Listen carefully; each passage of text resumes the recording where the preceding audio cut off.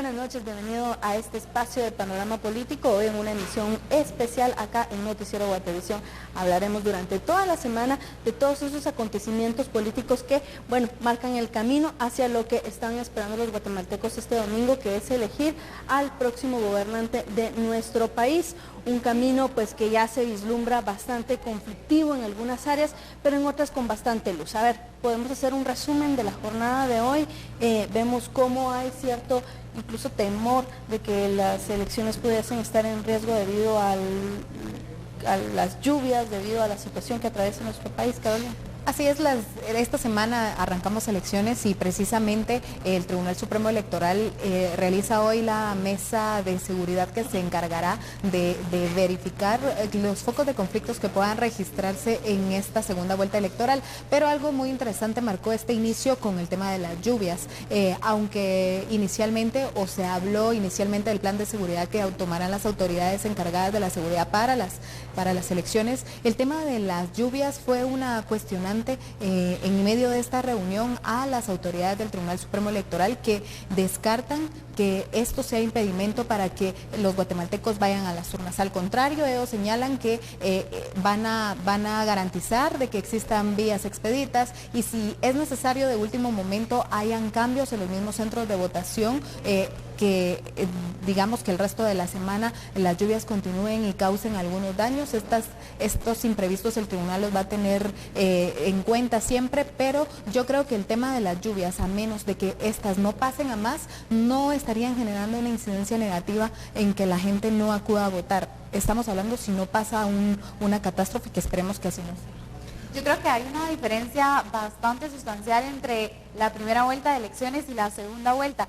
Cuando fue la primera vuelta estábamos todavía, no sé, a 2, 3 días de que se realizaran las elecciones y todavía estaba este ambiente de incertidumbre en ¿será que se van a dar las elecciones o no? No se siente el ambiente electoral. Era bastante confuso y la población de verdad lo percibía y eso también incrementaba la percepción de que no fuera a haber afluencia de personas hacia los centros de votación. Sin embargo, para esta segunda vuelta de elecciones creo que ya se ha consolidado bastante el tema electoral, tanto por parte de los candidatos como por parte del Tribunal Supremo Electoral e incluso la misma ciudadanía. Creo que hay un ambiente más estable y también más propicio para que la gente pueda acudir a realizar su voto en esta segunda vuelta. Bueno, eso puede ser dentro del plano meramente físico, digamos, pero en el plano emocional creo que pasa por la cabeza de muchas personas varios elementos que pueden incidir mucho en esta segunda vuelta. Uno es la falta, por ejemplo, de mediciones científicas que puedan orientar al ciudadano a poder determinar cómo va más o menos su candidato o cómo va el oponente. En relación a eso creo que hay mucha incertidumbre. Si bien es cierto, en la primera vuelta una de las encuestas, digamos, que marca la tendencia es la de Prensa Libre y se publicó días antes de que se realizara la primera vuelta y fue casi exacta. Entonces creo que en este momento, pero sí hubo otro tipo de encuestas que más o menos por ahí iban midiendo a pesar de toda la conflictividad que se presentaba en la coyuntura. En este momento creo que hace falta eso y luego determinar cuánta incidencia real tiene la injerencia de este nuevo actor que es Jimmy Morales. O sea, es sumamente complicado incluso para los expertos en temas de estudios de mercados, para politólogos, es sumamente complicado poder medir hacia dónde van las elecciones en esta segunda vuelta, porque platicábamos sobre de quién podrían ser eventualmente ese casi 1 millón de votos que eligió a Manuel Valdizón en primera vuelta, y lo ven también sumamente complicado, porque independientemente de que los intereses se compartan entre el partido de la UNE y el partido de Manuel Valdizón, creo que en esta segunda vuelta eso se desmorona y posiblemente se dividan esa cantidad de votos. Primero porque ya se vuelve un voto independiente, a pesar que yo sigo insistiendo que el poder local tiene mucha incidencia, pero ya se vuelve mucho más independiente en esta segunda vuelta el voto de la ciudadanía en general. En este sentido yo quisiera resaltar también algunos aspectos. Por ejemplo, recuerdo que apenas un día después de que el Tribunal Supremo Electoral había oficializado los resultados de la primera vuelta, sale Sandra Torres en una conferencia de prensa diciendo el voto rural se había dividido con la candidatura de Manuel Valdizón y es el momento en que yo tengo que recuperarlo. Yo voy tras ese voto rural Sin embargo, concuerdan que efectivamente no se pueden completamente delegar o heredar esos votos a Sandra Torres, pero pienso que las estructuras locales han demostrado que no siempre tienen una incidencia fuerte a la hora de votar por el candidato a la presidencia, y eso quedó reflejado en la primera vuelta de elecciones, en donde vimos con mayor incidencia cómo los ciudadanos recurrieron al voto cruzado, y creo que si se dio eso dentro de la primera vuelta, no se puede demeritar que vuelva a suceder en la segunda vuelta. Recordemos que en el caso de la primera vuelta también era una situación bastante atípica, desde que teníamos un Manuel Valdizón que realmente no le correspondía estar encabezando las elecciones, debido a que él prácticamente heredó ese voto de una infinidad de partidos en las elecciones pasadas, hacia todos estos señalamientos que hacía la Comisión Internacional contra la Impunidad en Guatemala, que realmente le restaban mucho poder al Partido Libertad Democrática Renovada, y obviamente esto hacía que los candidatos locales, como tú bien lo mencionabas, que tienen mucho poder, decidieran prácticamente velar por su espacio, velar por su candidatura y evitar desgastarse con Manuel Valdizón. Yo creo que eso incidió mucho. Yo creo que ahorita o en este momento está muy incierto el decir, bueno, Jimmy Morales tiene el voto urbano y Sandra Torres tiene el voto rural. Creo que este panorama ha cambiado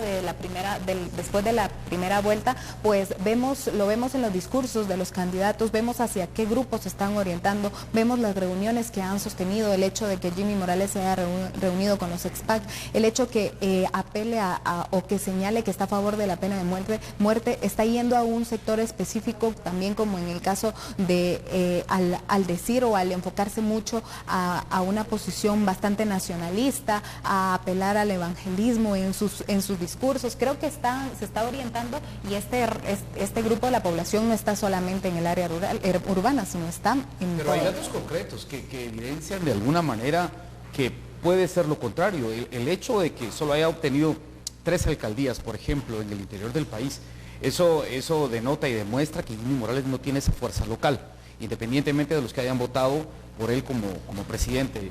Lula decía precisamente eso del voto cruzado. Yo creo que en este momento ya no es tanto el peso de los alcaldes. Yo sigo insistiendo que el poder local tiene mucho que ver, porque promueven el voto del caballo ganador, le van a apostar obviamente a la persona que vaya eventualmente, que ellos consideren que vaya a ganar, y muchos alcaldes, por ejemplo, de los grandes, ya lo hablábamos la semana pasada, se están decantando por Jimmy Morales y por su discurso más que todo urbano. Yo creo que Jimmy sí va a poder heredar esa estructura partidista del Partido Libertad Democrática Renovada, del Partido Patriota, que al final sí le van a dar esa fuerza para poder competir bastante fuerte ese voto rural, que era hasta lo que nosotros pensábamos. Yo creo que Sandra y Valdizón. hay entre 3 y 4 elementos que sí son sumamente puntuales y de donde la gente se puede agarrar para poder elegir entre uno y otro. Uno es el tema, por ejemplo, de la presencia de la mujer en el poder.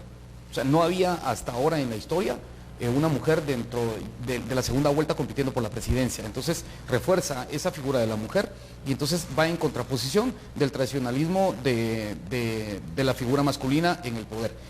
Por otro lado, el tema de la ideología. Obviamente Sandra Torres se decanta por una ideología de izquierda un poco más marcada y el otro por una tendencia de derecha, como no hubiese pasado si hubiese llegado Valdizón y Sandra Torres.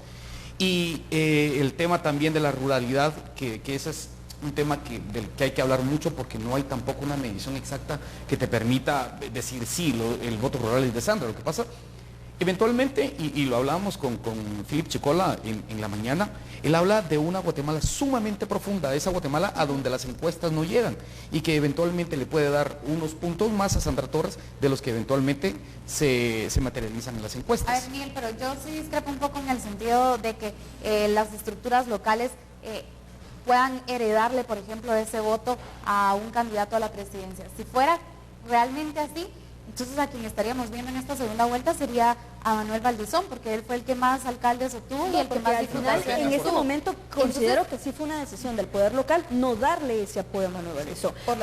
Más que era lo que mencionaba puede anteriormente. Ser completamente más allá el poder local con el candidato. No, más allá más allá de que eso ellos depende de los recursos de las alcaldías. Exactamente. Y de eso recuerden, depende mucho de la obra. Sí, pero no el voto del ciudadano. Bueno, yo sí creo que fue una decisión del poder local no apoyar a Manuel Valdizón en esa segunda vuelta. Recordemos que tradicionalmente así ha sido.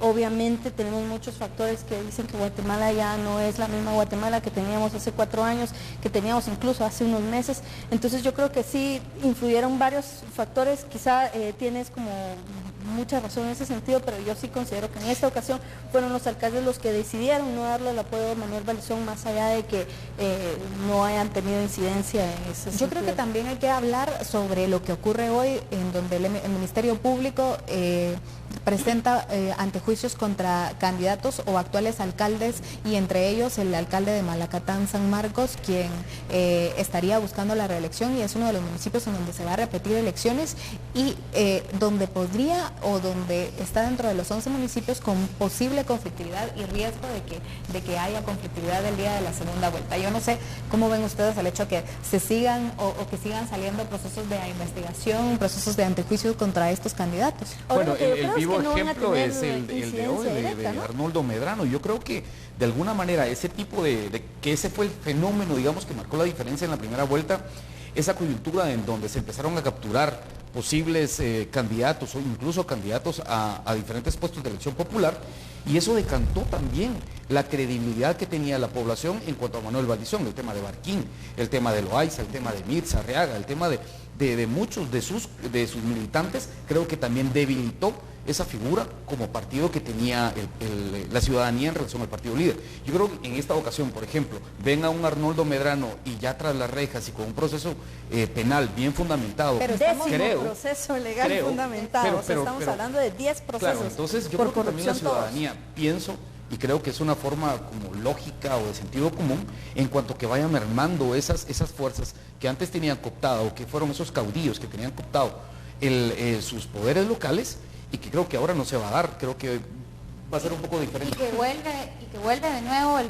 mismo proceso, ¿verdad? Poner de nuevo los ojos sobre el organismo de justicia, porque muchos de estos procesos, por ejemplo, fueron al final por falta de mérito, que Arnoldo Medrano seguía también en este tema de la impunidad, ¿verdad? Entonces, sí, es el 10º, pero de nuevo hay que centrar los ojos en el organismo judicial. En el organismo judicial y también en el Ministerio Público. Recordemos que el Ministerio Público fue debilitado estructuralmente a propósito para que precisamente no tenga esta fuerza para litigar fuertemente en los tribunales, y por eso es que vemos tantos procesos caídos con investigaciones supuestamente suaves, que no tuvieron el sustento adecuado, pero es porque al final no logran litigar fuertemente en los tribunales, porque el Ministerio Público está completamente debilitado. Ahora bien, hay dos cosas también.